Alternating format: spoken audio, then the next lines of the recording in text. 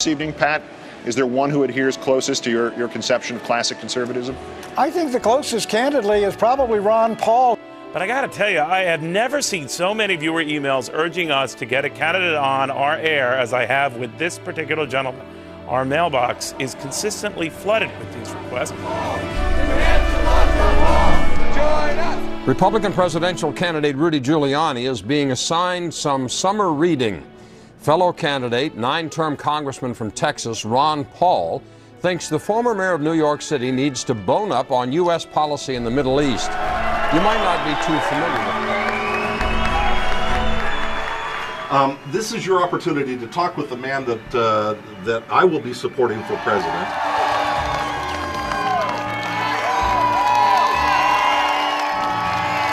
Welcome to the Freedom Revolution.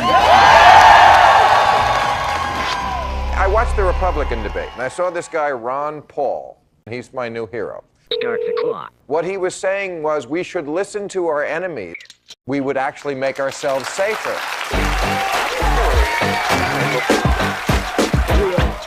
You just never heard this logic from someone who's actually going to run the country. Got Ben Affleck here. They're screaming for Ron Paul.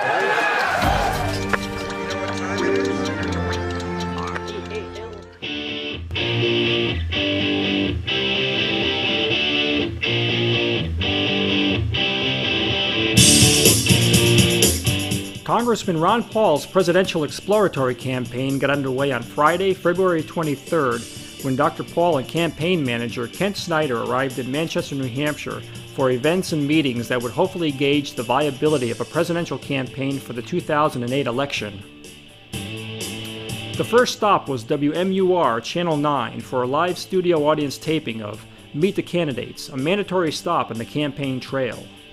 This is the first event in New Hampshire, well actually in the country, where Dr. Paul is going to publicly talk about his potential bid as a presidential candidate. So what better place to do it in than New Hampshire? When I was told that these are coveted seats, that people do enjoy coming here and asking the candidates questions. So I'm eager to see how energetic they are with the questions. I anticipate they will be. Individual liberty and voluntarism solves problems about 100 times better than the giant bureaucracy.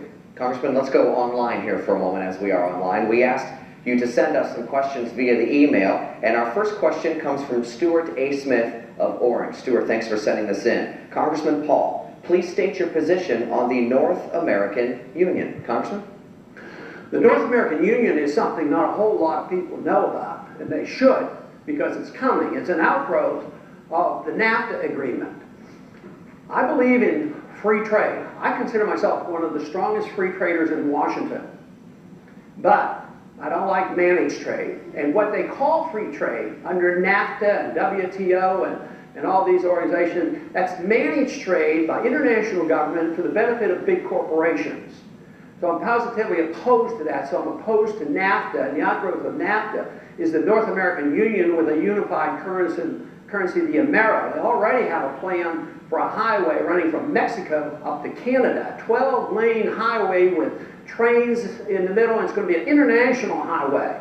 And there's been some secret funding already into our budgets to start this program moving.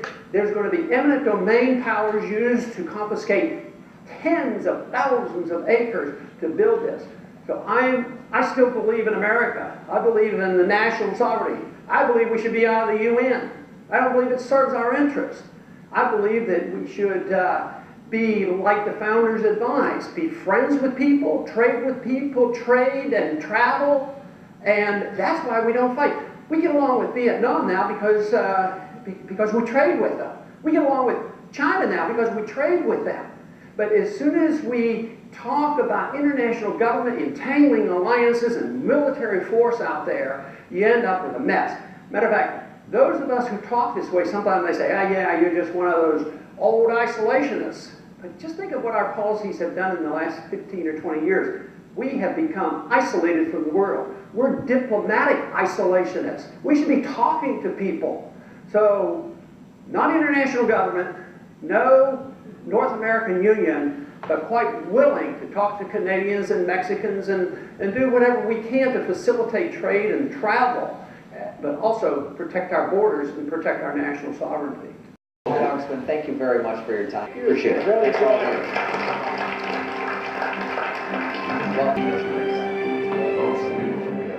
I really liked how he, his views, he's stuck on his views and he is not like a flip-flopper. He's very articulate, very intriguing. I like his ideas, I like his individualism. He seems like he knows what he wants and he sticks to it and he doesn't change his mind just because that's the popular thing to do. He creates his own ideas. He doesn't really follow any particular line, whether it be a party line or any expectation that anybody has for him. And I definitely appreciate that. And I think young voters, I think independent voters, and people who want this country to go in another direction will generally appreciate that as well. So I was very impressed. It's very different from other opinions from other candidates that we've seen. I don't know whether he'll make it winning the primary, but I certainly hope so, and I'm willing to work for him. He just supported every single view that I supported myself, which is very unusual in a politician when you see time and time again that this guy is always on the same side and never giving into party politics as much as you see most other people.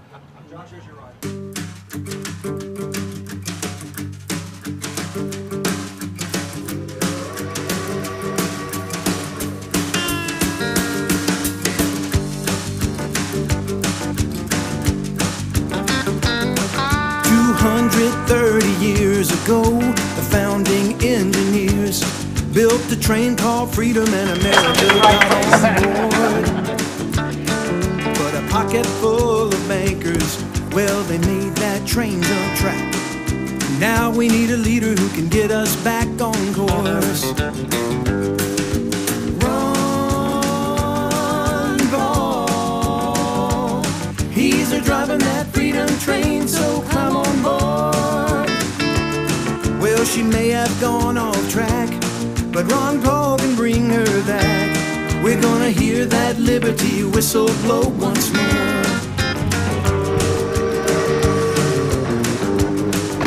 $1 worth its weight in gold will help let freedom ring. And every penny that you make belongs to you. Let's bring our soldiers home and leave the other trains alone. The Ron Paul Freedom Train will see us through. As I thought about the real prospects of something like this happening the other day, I thought, God, you poor man. Suppose you got elected. This is the whole thing. Somebody who truly believes as we do. We don't want the stupid job. It's the last thing we want.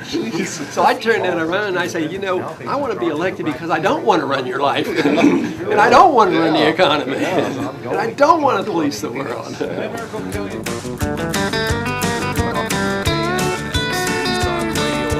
Presents The Charles Goyette Show.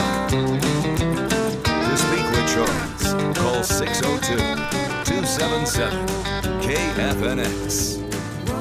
That's 602-277-5369. And now, America's most independent talk show host. Here's Charles Goyette. Good morning. Welcome to our show, 7:07 in the morning. I am Charles Goyette. I don't know if you remember the era. If you don't remember, your parents will certainly remember the era, the late 1970s, the early 1980s, kind of the economic dislocations that were going on at the time. We had a period in which you could watch the U.S. dollar falling like a stone. It was, and a congressman from Texas by the name of Ron Paul was serving on the House Banking Committee and distinguished himself immediately and called himself to the attention of people that were really alert and paying attention to what was going on in the United States Congress and with the Federal Reserve and about the economic dislocations that the nation was facing. He distinguished himself by speaking about it in the most clear possible terms, talking about why we were where we were and where we were going and what the alternatives were and what they would mean, the different choices, the forks in the road. And since that time, I have carefully watched Congressman Ron Paul, and he has been a fount of wisdom, of restraint, a voice for limited government, for the Constitution. He has voted only in favor of measures that are consistent with the requirements of the Constitution. Congressman Ron Paul has offered himself up as a Republican candidate for president. He is here in Arizona. We welcome him to our show. Congressman Paul, good of you to be here today. Thank you very much. Good to be with you. So how are you going to pull this off? with your help, you're going to be my campaign manager. Sure. I demand a recount too. There you go.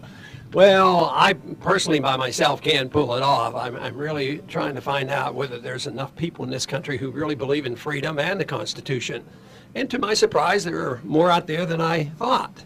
So there has been a change in the last 30 years since I've been involved in politics, and there are a lot more people who realize that the problems that we faced in the 1970s was an isolated event, but it was just a preliminary to some of the problems that we still face. Because if you look at our budget and the entitlement system and the foreign policy, our conditions are actually a lot worse than they were in 79 and 80 when that precipitated interest rates of 21% and the many problems that we had with high unemployment rates.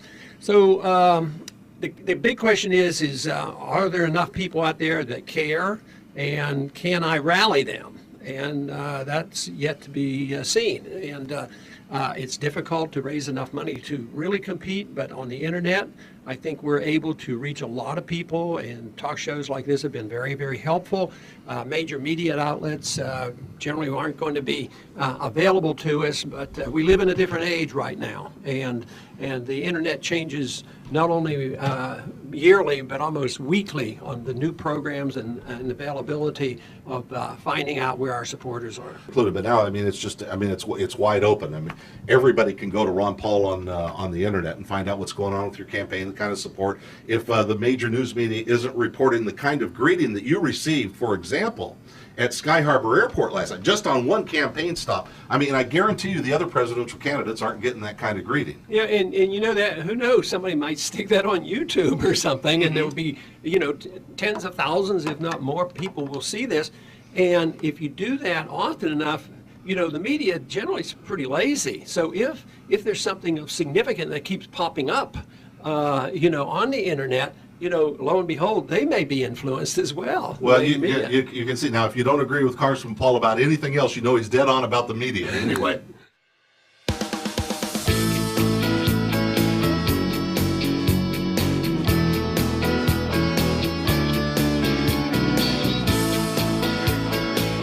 Nice to see you, Ron. Great to see you.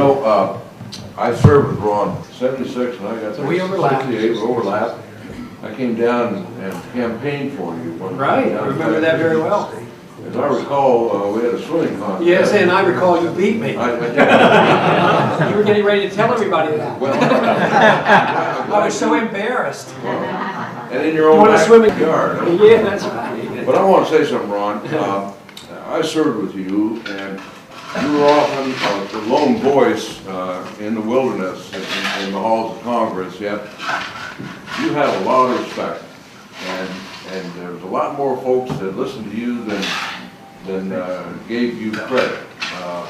And there's so many, I think, in the Congress that believe like you do, but don't have the political guts to follow their own philosophy, what they truly feel is right. And I think it's important that you're running. I think it's important that your voice be heard. It makes people stop and think. And today we don't do that. We get so much of the same thing. It just like washes over us, and it's not what we want to hear, and it's not what we need to hear. And I just want to compliment you for doing this. Thank you. Welcome you to Arizona. You have done a lot of appreciate that. That is very nice.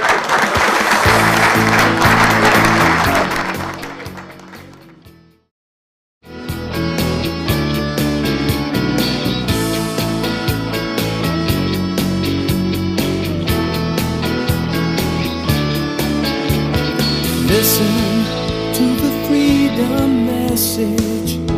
We're standing in line to shed the light of truth so America can find that freedom never left us. We simply closed our eyes. Liberty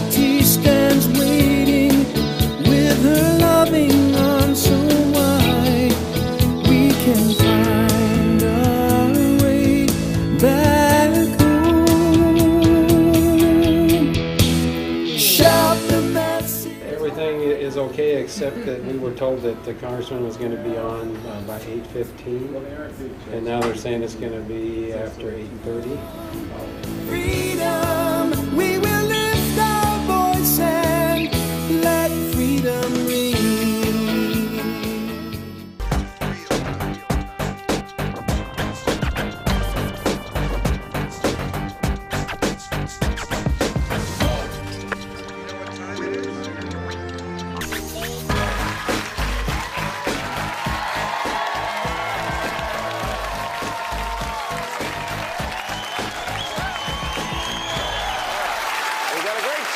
A little later, I'll be speaking with Representative Ron Paul, but first, she was our 66th Secretary. We betrayed our birthright and quenched the father's dream. It's not too late to speak the truth from sea to shining sea. We can find our way back home. Shout the message loud and clear. Let's talk to somebody who's running for president on the Republican side. He represents Texas' 14th District in the U.S. House of Representatives. He wants to be the Republican nominee for president, the Honorable Ron Paul. Ron, how you doing? Doing fine, thank you. So, you are a throwback Republican because you are a true libertarian, right? That is true. I believe in limited government. I believe in individual liberty, and there were some Republicans at one time that actually believed that. I know, but you think we should get rid of the CIA? Well, I think we could do without the CIA murdering leaders in different countries. I think there's room for intelligence gathering, but I don't like the secret activity of the CIA where they go about and getting rid of people like DM and others and installing governments. Our CIA was But we're under attack by crazy Muslim fanatics. Don't you think, even if they're doing a bad job, it's better than no job at all? I would feel pretty naked without the CIA. You'd feel naked, but you'd be a lot safer because you'd be less likely to be attacked by terrorists. I mean, our CIA was in operation getting rid of an elected leader of Iran in 1953, and they never forgot that. So that helped lead to the radicalization. But Congress, what about global warming? Are you on the page that there is such a thing as global warming? Yeah, I think it's been around for a long time, and it's probably going to be here with us for a while longer. I don't think the ozone has settled on that yet. I don't think everybody knows everything about global warming because you have reputable scientists on both sides of that argument. Don't you think the government has to do something about global warming? We go to war to protect oil so we can buy more oil, burn more oil. So I would say our foreign policy contributes to global warming by subsidizing a policy that is deeply flawed, and that's why we're in the Middle East, to protect oil interests. So yes, that would be one of the first things you should do if you're serious. What about the FAA? I mean, that does prevent planes from crashing into each other. It is government meddling in a sort of absolute sense, but don't you think we would need something like the FAA? Sure, you could. You could have a private FAA and a private FAA. Of course, you didn't do a very good job with your FAA in preventing 4 aircrafts going down in the wrong places. Where if it had been private and you had not depended on the government for protection, you might not have had a rule that said you can't have a gun on an airplane and that you can't resist. So because we were dependent on the federal government to protect us in the FAA, we weren't really protected. So I would say there's lots of room for an alternative to a government monopolized FAA, and then we'd be just as safe. But haven't we learned from Walter Reed and so many other scandals that actually private enterprise does worse? Corporations are actually worse than the government because they have absolutely no conscience? Well, what makes you think the Veterans Association is private? I mean, this is a demonstration of what government-run medicine will be like. If you like government medicine, go to the veterans hospitals and you'll find out what it's like. I mean, as a physician and as one that had been trained in Veterans Hospital, most physicians and young doctors always knew what the quality of medical care was in many of our Veterans Hospital. We need to allow every veteran to have have decent health care, but we should permit him and pay for it to allow him to go to the doctor that he wants to go to and not make him stand in lines to get second-class care in some of our VA hospitals. Okay, I appreciate that input and food for thought. Congressman Ron Paul, everybody. Thank you, Congressman. Thank you.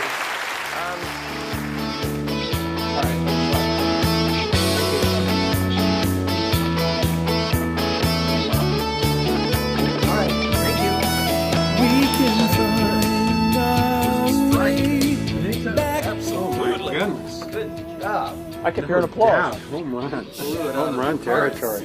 Even with the FAA? Oh, yeah. Even with the FAA? Thank you. Freedom, we will lift our voice and let freedom ring.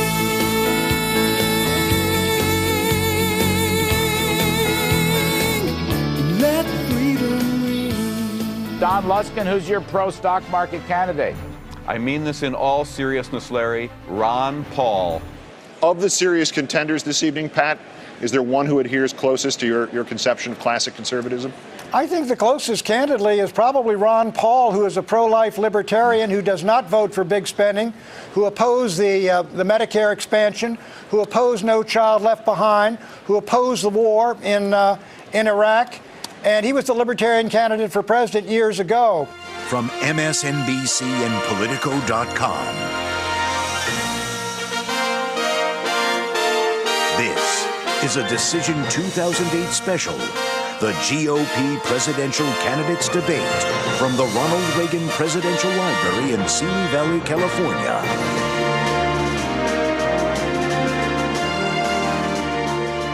Congressman Paul, you voted against the war. Why are all your fellow Republicans up here wrong? That's a very good question, and you might ask the question, why are 70% of the American people now wanting us out of there, and why did the Republicans do so poorly last year? So I would suggest that we should look at foreign policy. I'm suggesting very strongly that we should have a foreign policy of non-intervention, the traditional American foreign policy and a Republican foreign policy. Throughout the 20th century, the Republican Party benefited from a non-interventionist foreign policy. Think of how Eisenhower came in to stop the Korean War. Think of how Nixon was elected to stop the mess in Vietnam. How did we win the election in the year 2000? We talked about a humble foreign policy, no nation building, don't police the world. That is a conservative, it's a Republican, it's a pro-American, it follows the Founding Fathers, and besides, it follows the Constitution. I tried very hard to solve this problem before we went to war by saying, declare war if you want to go to war, fight it and win it, but don't get into it for political reasons or to enforce UN resolutions or pretend the Iraqis were a national threat to us. Congressman Paul, Pete from Rochester Hills, Michigan, wants to ask you this. If you were president, would you work to phase out the IRS? Immediately. That's what they call a softball. And you can only do that if you change our ideas about what the role of government ought to be. If you think the government has to take care of us from cradle to grave, and if you think our government should police the world and spend hundreds of billions of dollars on a foreign policy that we cannot manage, you can't get rid of the IRS. But if you want to lower taxes, and if you want the government to quit printing the money to come up with the shortfall and cause all the inflation, you have to change policy. Dr. Paul, how do you reconcile this moral leadership kind of role of conservatism with the very libertarian strain of conservatism, the Barry Goldwater conservatism that you represent? How do you put together what he just said with what you believe in a unified national purpose? Well, you do it by an understanding what the goal of government ought to be. If the goal of government is to be the policeman of the world, you lose liberty. And if the goal is to promote liberty, you can unify all segments. The freedom message brings us together. It doesn't divide us. I believe that when we overdo our military aggressiveness, what it does, it actually weakens our national defense. I mean, we stood up to the Soviets. They had 40,000 nuclear weapons. Now we're fretting day in and day night about third world countries that have no army, navy, or air force, and we're getting ready to go to war. But the principle, the moral principle, is that of defending liberty and minimizing the scope of government. And I'm sorry, we have to go on. We have to go on. We have Mrs. Reagan here. The camera will not focus on her, but I'm going to tell you, it will now focus on you. Mrs. Reagan wants to expand federal funding of embryonic stem cell research. Will that progress under your administration? Dr. Paul, yes or no on federal funding? Programs like this are not authorized under the Constitution. The trouble with this, issues like this is, in Washington, we either prohibit it or subsidize it. Right. And the market should deal with it and the states should deal with it. Okay, let's start with an enjoyable down the line, okay? I want each candidate to mention a tax he'd like to cut, in addition to the Bush tax cuts, keeping them in effect. Well, in my first week, I already got rid of the income tax. So my second week, I would get rid of the inflation tax. It's a tax that nobody talks about. We live way beyond our means with a foreign policy we can't afford and an entitlement system that we have encouraged. We print money for it, the value of the money goes down, and poor people pay higher prices. That is a tax. It's a transfer of wealth from the poor and the middle class to Wall Street. Wall Street's doing quite well, but the inflation tax is eating away at the middle class of this country. We need to get rid of the inflation tax with sound money. Congressman Paul, Carrie from Connecticut asks, do you trust the mainstream media? Some of them, but I trust the internet a lot more, and I trust the freedom of expression, and that's why we should never interfere with the internet. That's why I have never voted to regulate the internet, even when there's the temptation to put bad things on the internet. Regulation of bad and good on the internet should be done differently. But no, there's every reason to believe that we have enough freedom in this country to have freedom of expression, and that's what is important. And whether or not we trust the mainstream or not, I think you pick and choose. There are some friends and some aren't so friendly. Thank you, Doctor. Dr. Paul. I am absolutely opposed to a national ID card. This is a total contradiction of what a free society is all about. The purpose of government is to protect the secrecy and the privacy of all individuals, not the secrecy of government. We don't need a national ID card. Seriously, would it be good for America to have Bill Clinton back living in the White House? Dr. Paul. I am known for sticking to principle and not flip-flopping. I voted to impeach him, so hardly do I want him back in the White House. How will you be different in any way from President George W. Bush? I certainly would continue on my earlier theme that foreign policy needs to be changed. Mr. Republican Robert Taft, we have a statute of him in Washington. He advocated the same foreign policy that I advocate. I would work very hard to protect the privacy of American citizens, being very, very cautious about warrantless searches, and I would guarantee that I would never abuse habeas corpus.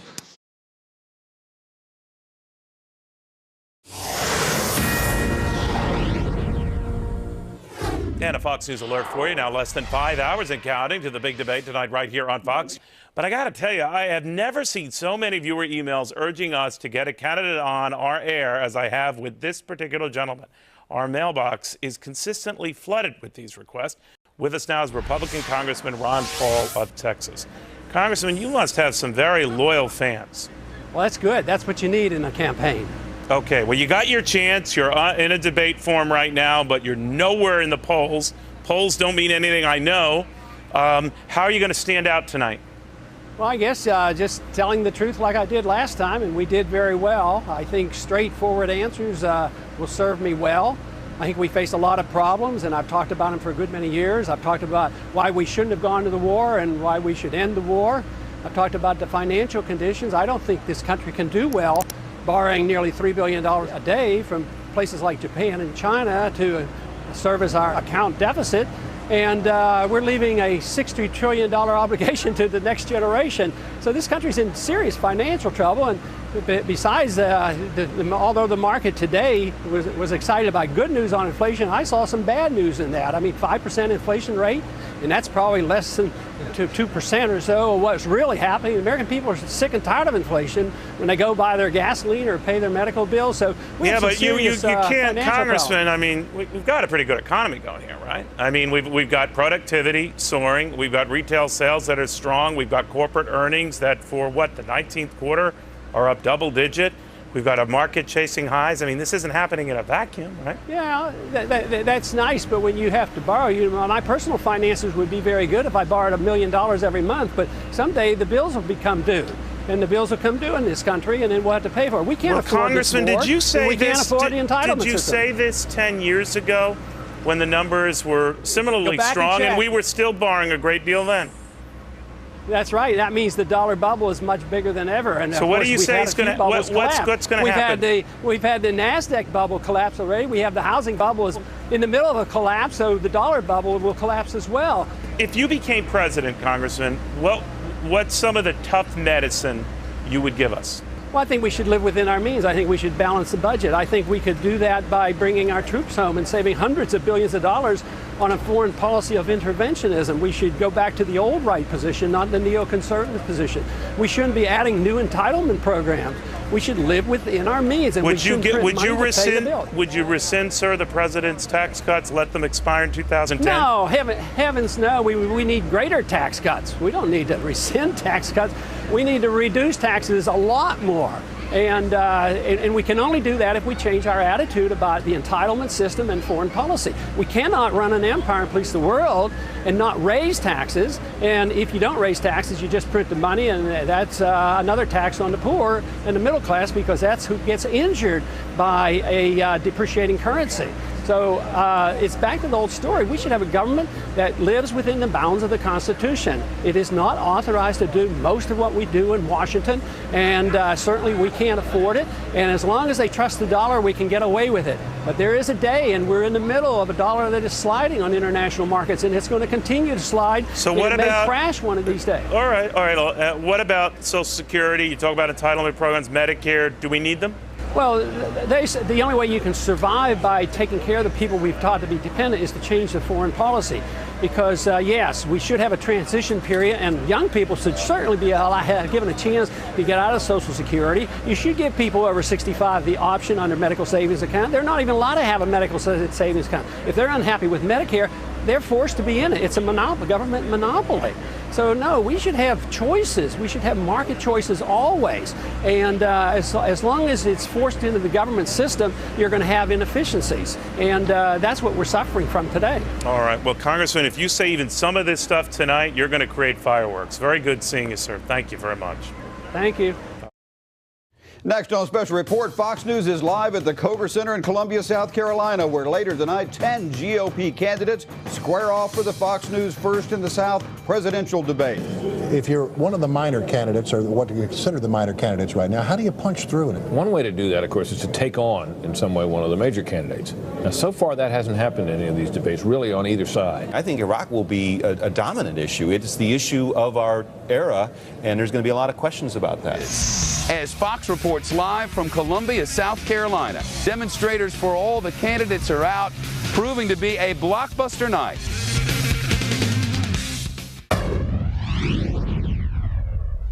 You Decide 2008. The First in the South Republican presidential candidates debate.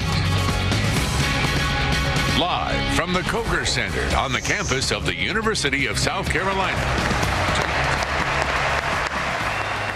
Congressman Paul, you're one of 6 House Republicans who back in 2002 voted against authorizing President Bush to use force in Iraq. In 2002, I offered an amendment to international relations to declare war, up or down, and nobody voted for the war. And my argument there was, if we want to go to war and if we should go to war, the Congress should declare it. We don't go to war like we did in Vietnam and Korea, because the wars never end. And I argued the case and made the point that it would be a quagmire if we go in. Ronald Reagan in 1983 sent Marines into Lebanon, and he said he would never turn tail and run. A few months later, the Marines were killed, 241 were killed, and the Marines were taken out. And Reagan addressed this subject in his memoirs. And he says, I said I would never turn tail and run. He says, but I never realized the irrationality of Middle Eastern politics, and he changed his policy there. We need the courage of a Ronald Reagan. Brian from Fort Wayne asks this question via the internet, a question about controlling government spending. Congressman Paul, can you tell me 3 federal programs you consider wasteful and would eliminate?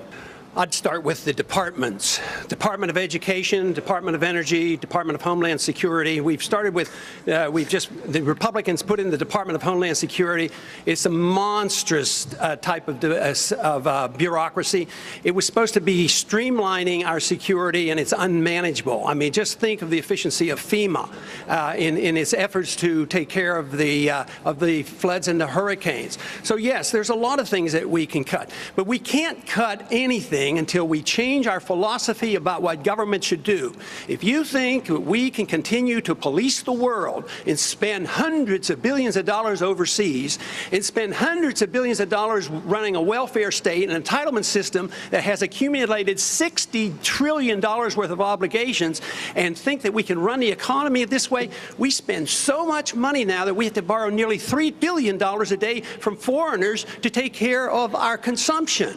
And we can't afford that. We can't afford it in the government. We can't afford it as a nation. So tax reform should come, but spending cuts have to come by changing our attitude, what government ought to be doing for us. You would eliminate the Department of Homeland Security in the midst of a war, sir? Well, I think we should not go to more bureaucracy. It didn't work. We were spending $40 billion on security prior to 9/11, and they had all the information they needed there to deal with the threat. And it was inefficiency. So what do? We add a gigantic bureaucracy, which they're still working on trying to put it together. And a tremendous amount of increase in funds. So I don't think that the Republican position ought to be more bureaucracy. I mean, why did we double the size of the Department of Education? Congressman Paul, I believe you are the only man on the stage who opposes the war in Iraq, who would bring the troops home as quickly as almost immediately, sir. Are you out of step with your party? Is your party out of step with the rest of the world? If either of those is the case, why are you seeking its nomination? Well, I think the party has lost its way because the conservative wing of the Republican Party always advocated a non-interventionist foreign policy. Senator Robert Taft didn't even want to be in NATO. George Bush won the election in year 2000 campaigning on a humble foreign policy, no nation building, no policing of the world. Republicans were elected to end the Korean War. The Republicans were elected to end the Vietnam War. There's a strong tradition of being anti-war in the Republican Party. It is the constitutional position. It is the advice of the founders to follow a non-interventionist foreign policy. Stay out of entangling alliances. Be friends with countries. Negotiate and talk with them and trade with them. Just think of the tremendous improvement relationships with Vietnam. We lost 60,000 men. We came home in defeat. Now we go over there and invest in Vietnam. So there's a lot of merit to the advice of the founders and following the Constitution. And my argument is that we shouldn't go to war so carelessly. When we do, the wars don't end. Congressman, you don't think that changed with the 9/11 attack, sir? What changed?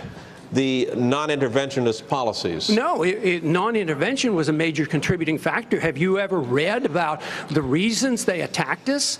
They attack us because we've been over there. We've been bombing Iraq for 10 years. We've been in the Middle East. I think Reagan was right. We don't understand the irrationality of Middle Eastern politics. So right now we're building an embassy in Iraq that's bigger than the Vatican. We're building 14 permanent bases. What would we say here if China was doing this in our country or in the Gulf of Mexico? We would be objecting. We need to look at what we do from the perspective of what would happen if somebody else did it to us. Are you suggesting we invited the 9/11 attack, sir?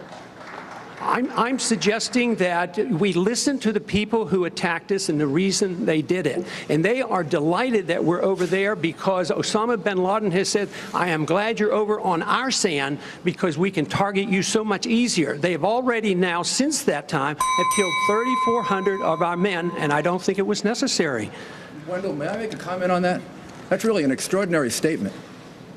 It's an extraordinary statement as someone who lived through the attack of September 11, that we invited the attack because we were attacking Iraq. I don't think I've ever heard that before, and I've heard some pretty absurd explanations for September 11. And I would ask the congressman to withdraw that comment and tell us that he didn't really mean that. I believe very sincerely that the CIA is correct when they teach and talk about blowback. When we went into Iran in 1953 and installed the Shah, yes, there was blowback. The reaction to that was the taking of our hostages, and that persists. And if we ignore that at our own risk, that if we think that we can do what we want around the world and not incite hatred, then we have a problem. They don't come here to attack us because we're rich and we're free. They come and they attack us because we're over there. I mean, what would we think if we were, if other foreign countries were doing that to us? Can I have 30 seconds, please? No, wait a second. Let's all get 30 seconds. They are coming. We all want 30 seconds.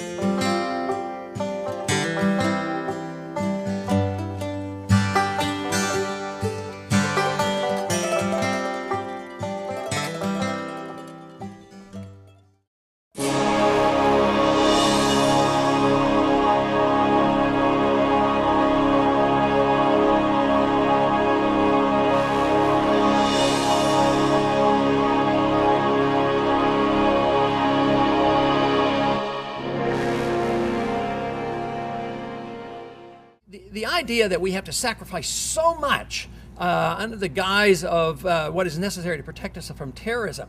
We need to understand why terrorists are anxious to come here. People say, Ron, you're completely wrong. And I hear this on radio shows that might agree with our message completely, and they say, we got to go over there and fight them there because we don't want them over here. I think there's a great fallacy in that logic, mainly because they came over here because we were over there.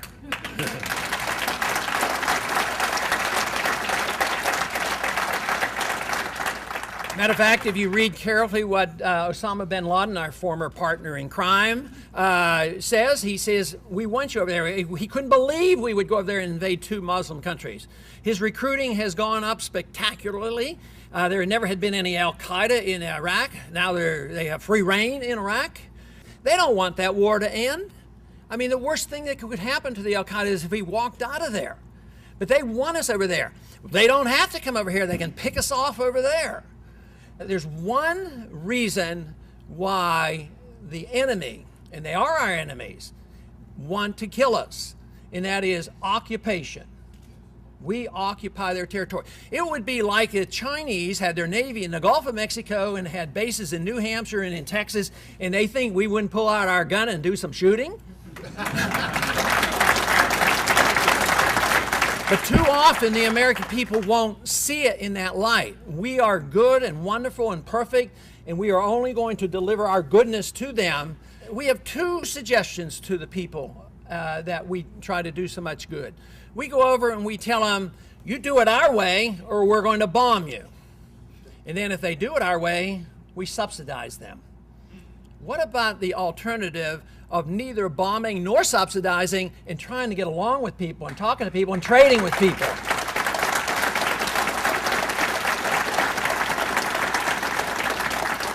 The best demonstration of the advice that the founders gave us is Vietnam.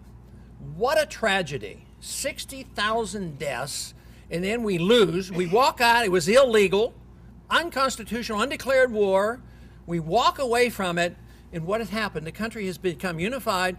Was there a domino theory and they all become communists? Communism failed and they're westernized and we trade with them. We're over there now investing there.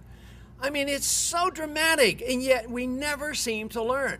This message is powerful, the message of freedom, that of the free market, and allow people to run their own lives.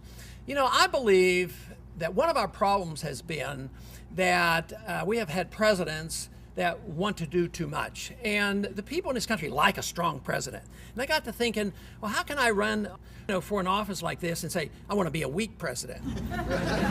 But you know what? The answer to that is we should have a strong president. Strong enough to resist the temptation of taking power that a president shouldn't have.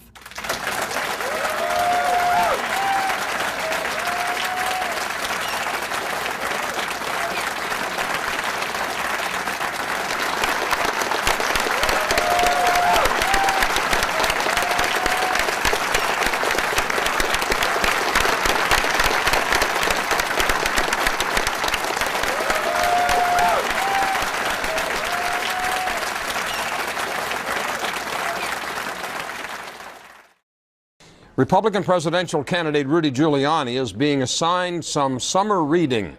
Fellow candidate, 9-term congressman from Texas, Ron Paul, thinks the former mayor of New York City needs to bone up on U.S. policy in the Middle East.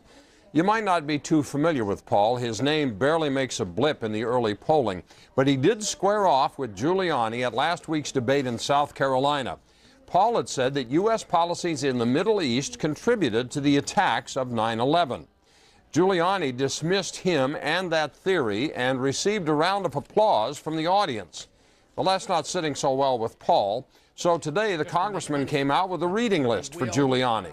The titles include Dying to Win, which looks at the motives of suicide bombers, Blowback, which examines U.S. foreign policy, the 9/11 Commission report, and Imperial Hubris by Michael Scheuer, the former head of the CIA's bin Laden unit. This is not exactly Oprah's book club we're talking here. The question then is this: is Republican presidential candidate Ron Paul out of line, giving the former mayor of New York, Rudy Giuliani, a summer reading assignment on the history of American foreign policy in the Middle East?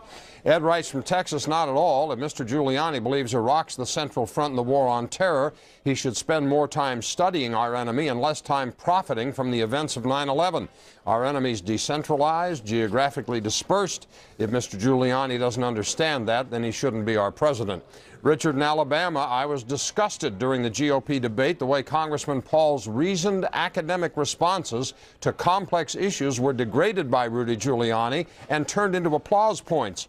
Paul was using his brain when he asked us to review our policies in the Middle East and how they affect the Muslim world. Giuliani simplified it into a lie that Paul said we were responsible for 9/11.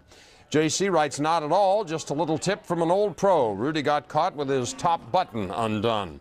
Lewis in Seattle, not at all out of line. Like the old phrase goes, the truth will set you free. America is now imprisoned by its own willful ignorance of the root causes of Middle East aggression toward the U.S. Books like these should be required reading for any high-level politician. Jeremy in California, Giuliani's response to Paul and the subsequent applause by the audience just goes to prove how ignorant and arrogant we are here. That's a book list all Americans would be well served to read. Richard in Seattle, as a Democrat, I found Representative Paul's comments closer to mine than any other candidate, Democrat or Republican. And as an ex-New Yorker, I'm quite sure Rudy won't read anything that he's told to read.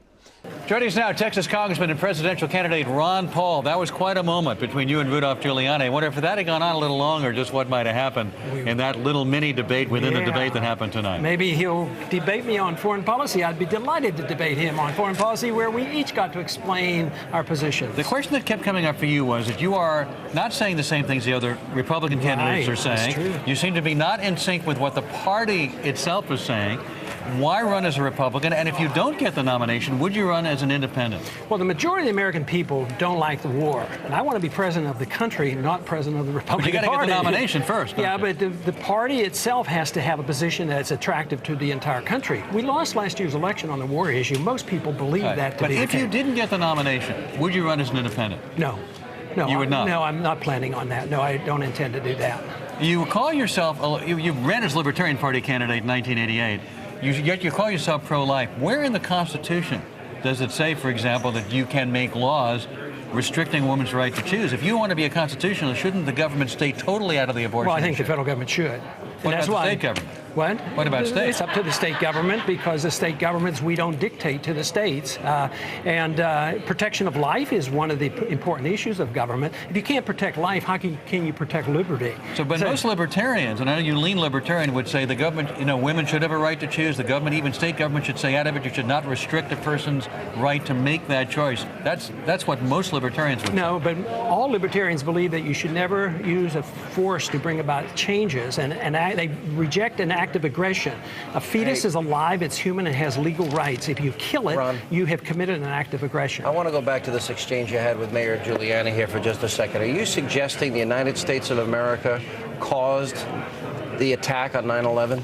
No, I think that's a cop-out. When people imply that, what you're saying is that if you don't endorse my foreign policy, you're un-American, you're unpatriotic. I never said anything like that. I don't say you're suggesting No, but I think that was the point in the debate, that if I didn't endorse this foreign policy, you turn it around, or he turned it around. I'm not saying that, but what specifically then are you saying? Are you suggesting that our policies are causing the hatred of people that would cause them to want to kill us? I think it contributes significantly to it, and this is exactly what our CIA tells us.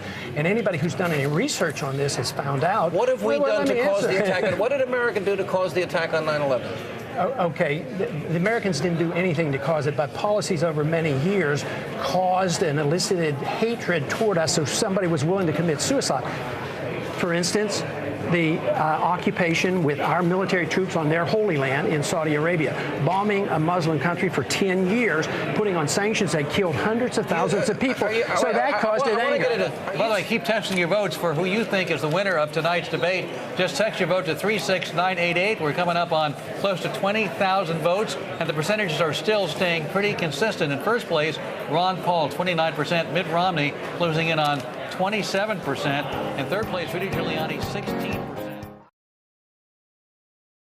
Our campaign is all about freedom, prosperity, and peace.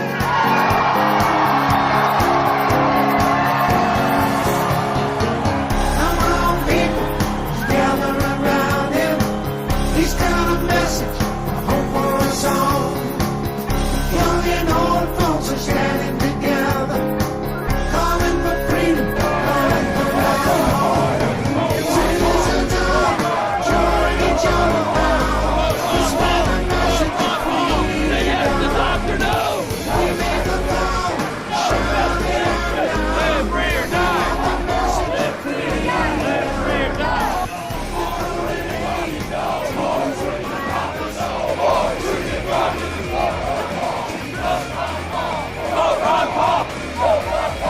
We're not just the internet. We're not just the internet. We're not just the internet. We're bigger than the internet. We're bigger than the internet. Ron Paul! Ron Paul! Ron Paul! Ron Paul! Ron Paul! Ron Paul! We love you, Dr. Paul! We love you, Dr. Paul! We love you, Dr. Paul! I support Ron Paul because of his major stand on enforcing the Constitution. Ron Paul for freedom. I think Ron's great. He's going to save the country. Thank you for giving us hope. We are really witnessing the true beginning of the Ron Paul revolution here in New Hampshire. If he wins president, I'm going to get a portrait of his face tattooed on my back. Go Ron Paul 2008, Ron Paul for president, the Ron Paul revolution. Let's do it. All right. Thank you. All right.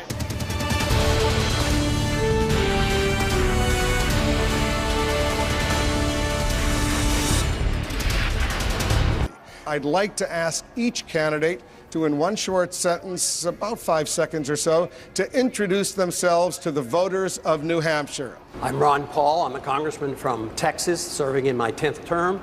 I am the champion of the Constitution. Question regarding the government in Iraq. Everyone's talking about pull our troops out, pull our troops out. Well, considering they've lived under a dictatorship for the last 30 years or so, what are we going to do to make sure they have a government in place before we do pull our troops out and they're able to help themselves? Otherwise, we're just putting them in a position to accept another terrorist leader. Right. Congressman Paul. Right. Well, we've had 4 years to do this, and it hasn't worked. The biggest incentive for them to take upon themselves the responsibility is just for us to leave. We don't need to lose 100 men and women every month, 1,000, more than 1,000 per year. And so you want it done, you want them to take over, you've got to give them an incentive. So I think we should immediately stop patrolling the streets. That's a policeman's job. It's not the work of the Army. We're not fighting a military battle.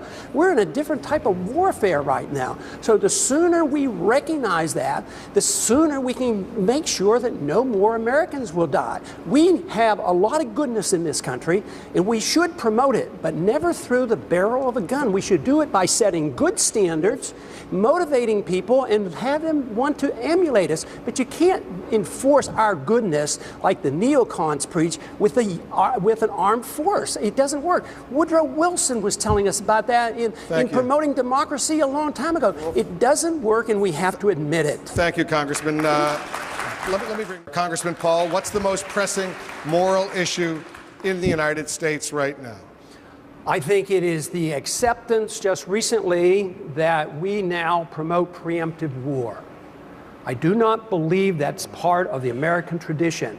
We in the past have always declared war in the defense of our liberties or go to aid somebody, but now we have accepted the principle of preemptive war. We have rejected the just war theory of Christianity.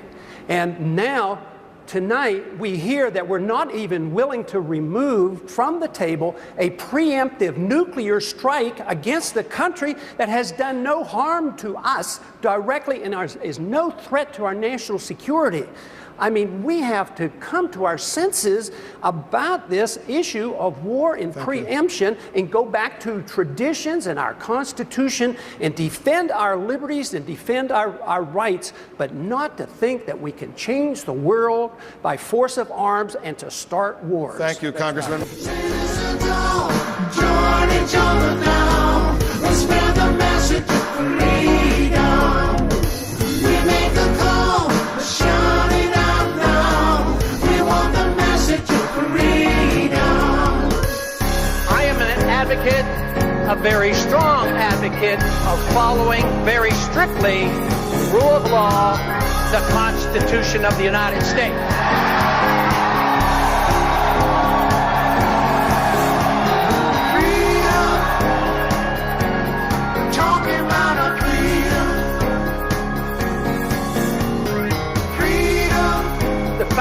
Would be ashamed of us for what we're putting up with.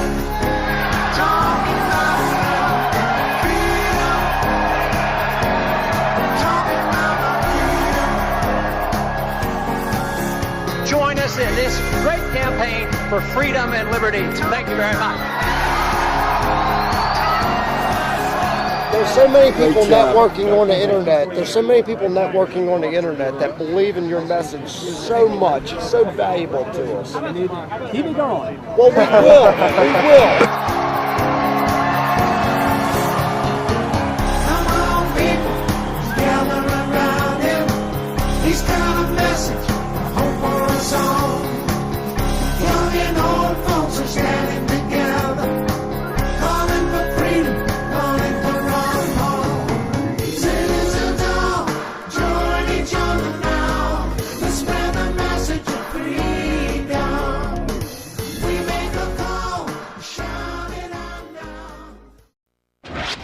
I watched the Republican debate, and I saw this guy, Ron Paul. He's my new hero. Start the clock. What he was saying was we should listen to our enemies. We would actually make ourselves safer.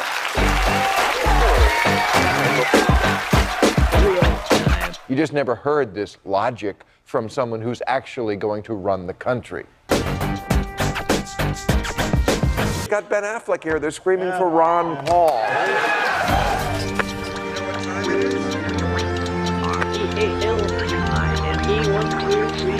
We're going to bring out Ron Paul in a little while. And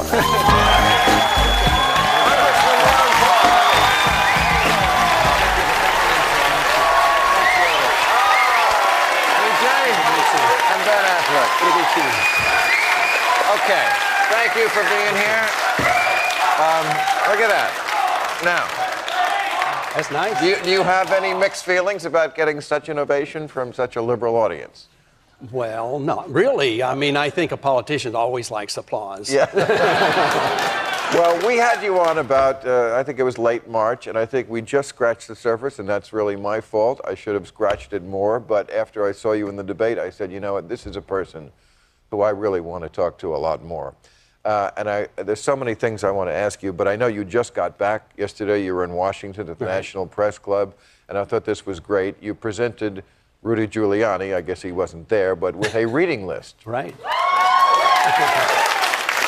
And Rudy Giuliani, who took you on in this debate and pretends to be such a terrorism fighter, he really hasn't read anything about it, has he? No, it looks like he skipped the 9/11 investigation. You know, he didn't read that report because it sort of supported my position on that. And what of the things that you suggested he read do you think are most important that he be aware of? Well, I think it's been known for quite a few decades that our foreign policy has what the CIA calls blowback. It has unintended consequences.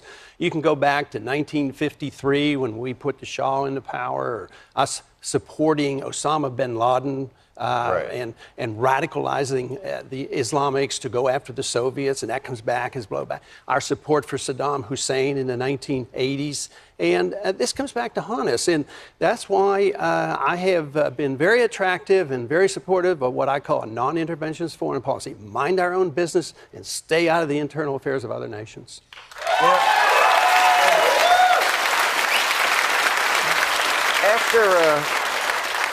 Right after 9/11, I remember when we finally, television shows got back on the air. Of course, I got fired.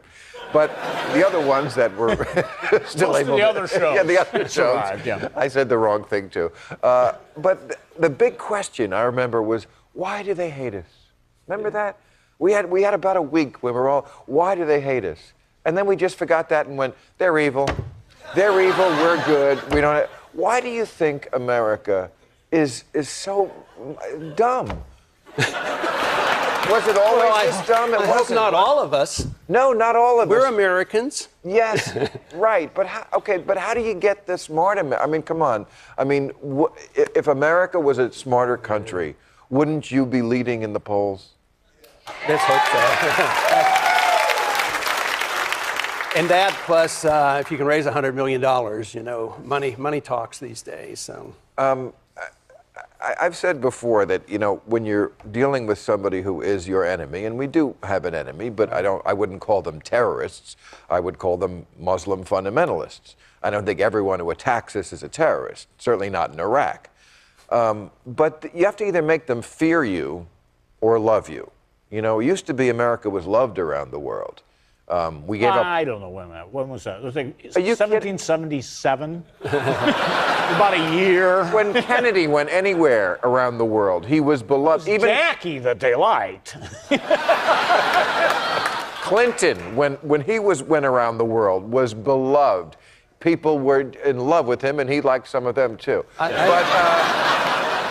I think what we should look for is respect. That's what we need, and that's what we don't have. And they look down upon us because we impose on them. I have no problems with this theoretical position of the neocons to spread the goodness of America, but just not with force. We should spread it by setting a good example, getting our house in order, making sure civil liberties are defended here. Then, when we have a free and prosperous economy and everybody's doing well and everybody's getting medical care, then they'll want to emulate us. But there's no way it'll work to pretend that we have goodness. It's so good that the Wilsonian, actually, this is old stuff, Wilson, make the world safe for democracy. A Democrat. It hasn't worked, and force does not work. Yeah. Persuasion does. And I know you've said before that you're the most conservative member of Congress. You are really more Republican than they are. What? There are the Republicans. What happened to your party? They've lost their way. And they tend to be critical of what I'm saying, but I think it hurts. But I think I'm on safe grounds historically that Republicans, at least, they still talk about small government, don't they, and individual freedom. They talk about it. But they don't. So therefore, I think in time, the people will wake up. And last year they didn't do too well. In 1994, they spoke a strong message. They won an election, and they thought they were going to work for smaller government. And look, and even on the foreign policy, how did George Bush get elected? Strongly critical of Clinton, right. Nation building and policing the world, and this is what he pushed. The peace candidate always wins. Just think about it. Even before World War I and World War II, we're going to keep you out of the war. Eisenhower wins and Nixon wins. What about Barry Goldwater and the Johnson campaign? I mean, even though Johnson was promoting the war and spreading it, Barry Goldwater was turned into the guy that was going to unleash the bomb. So right. The peace is a powerful message, especially after the war has been going on and the people wake up and realize how many people die and how much it costs. And that's why I think the people are really ready for a message that says we don't have to be in this mess. Logic tells us that we can make a better world in a much easier way than causing wars. Well, I hope... hope you're out there delivering it. I know that some people have tried to get you out of the Republican debates and to just make you go up to the blackboard and write 1,000 times they hate us for our freedom. That's right. But you won't do that. But we have Mr. Giuliani studying tonight. He's home reading all those books. And he's going to come back and he's going to apologize to me. And he's going to say, I'm sorry, Ron, I just didn't know that that's the way foreign policy works. I didn't even know that you just can't blame Americans for our foreign policy, that it's the policy that's at fault. It's not the fault of the Americans who are victimized by these evil, monstrous, murderous people who come over and kill us. It's the fault of the policymakers. It's policy that counts. From your lips to God's ears. Thank you, Congressman. Thank you. I appreciate you coming out here. Okay. You keep on it. Thank you. Ron Paul, everybody. Thank you very much. Thank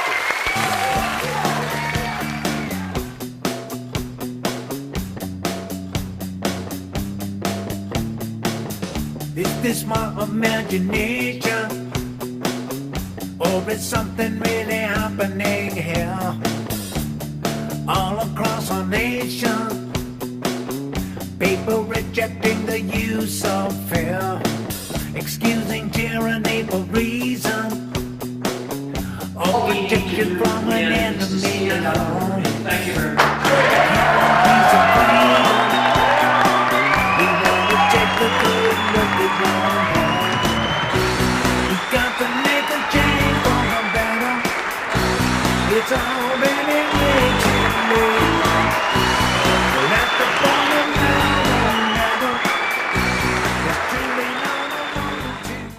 We were at the airport to greet Ron Paul yesterday, and one of the gentlemen that I was introduced to said that the reason he came is because he saw a Ron Paul banner being hung from one of the freeway overpasses.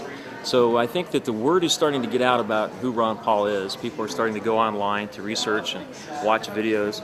And so we're going to just continue to do that kind of guerrilla marketing and attract more people to our meetup groups, get people involved in a grassroots campaign. It's going very well. You know, we started out with 15 people about 30 days ago, and now we're up to 150.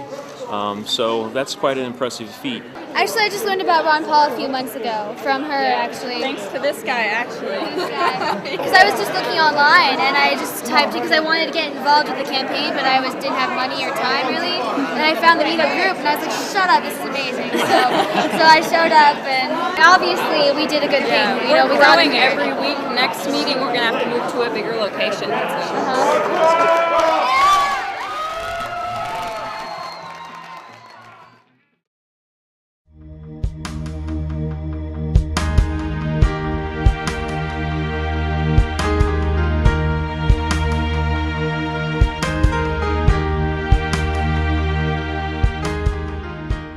We are Americans, divided not by race, gender, education, occupation, geography, religion, or national origin, but united by the knowledge that freedom improves the well-being of every person. Never have the hopes of so many Americans, separated by vast social, cultural, and political differences, rested on the shoulders of one man with one message.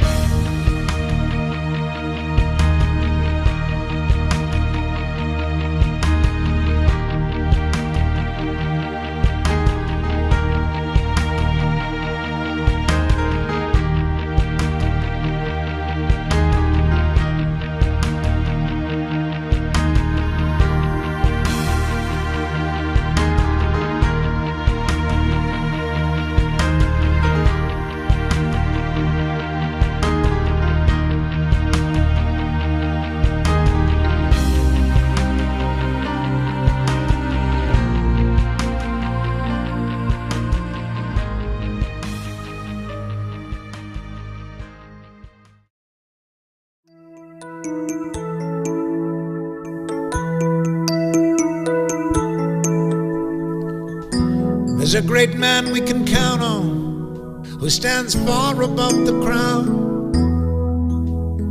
leading the cause for freedom. We have someone on our side now.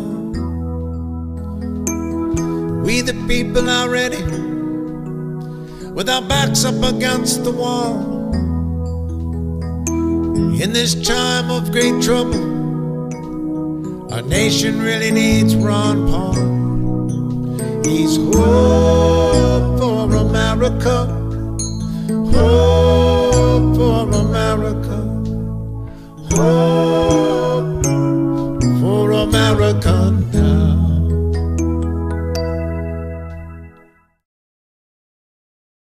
2008 is coming, and we've got a choice. Sit back and bite our tongues, or we could use our voice. Speak out on the things we all really need to hear, like honesty in our government and eliminating fear. Good news is happening, check it out when you can. Ron Paul from Texas, he's our president man.